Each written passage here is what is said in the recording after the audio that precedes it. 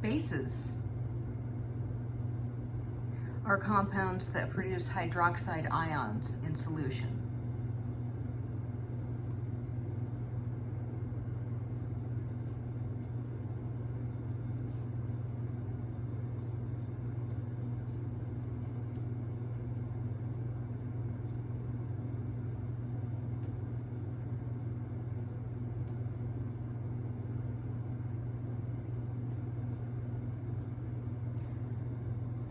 And similar to acids, there are other definitions of bases. However, this one is the most relevant to us right now. We'll deal with the other definitions later in the semester. Also, like acids, we have strong and weak bases.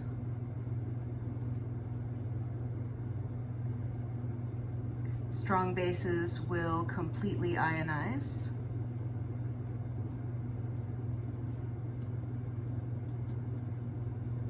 And weak bases will partially ionize.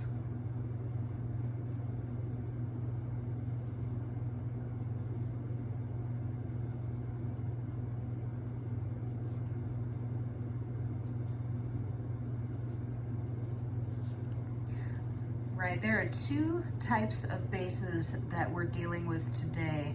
We are dealing with sodium hydroxide. And when that goes into water, we'll have our sodium ions and our OH, our hydroxide ions. Then we're also going to deal with ammonia, NH3. This is a base, but it doesn't really look like it fits the definition of a base. A base produces OH, hydroxide ions, in solution. But where's the OH on this NH3? Let's look at it a little more closely. The best way to look at this is by using Lewis structures. So here's our NH3.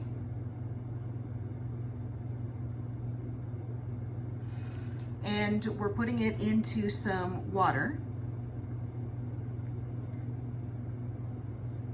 So here's our H2O right here.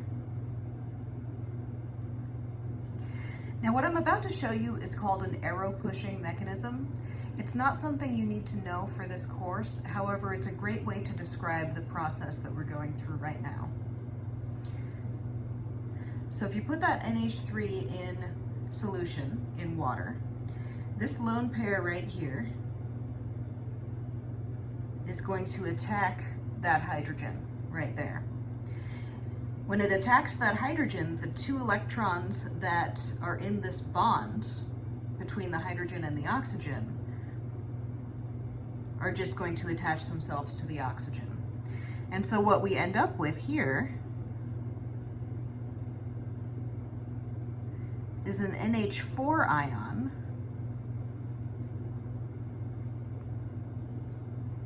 Remember, we've got to put it in brackets if it's an ion.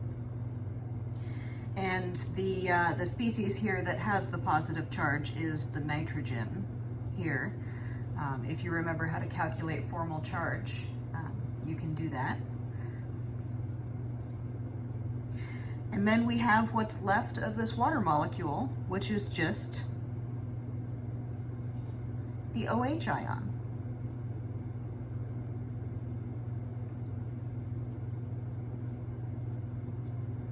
And it's the oxygen that has that negative charge.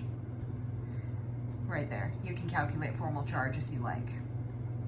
So in this way, the NH3 reacted with water and formed OH ions. It sort of formed the OH ions indirectly.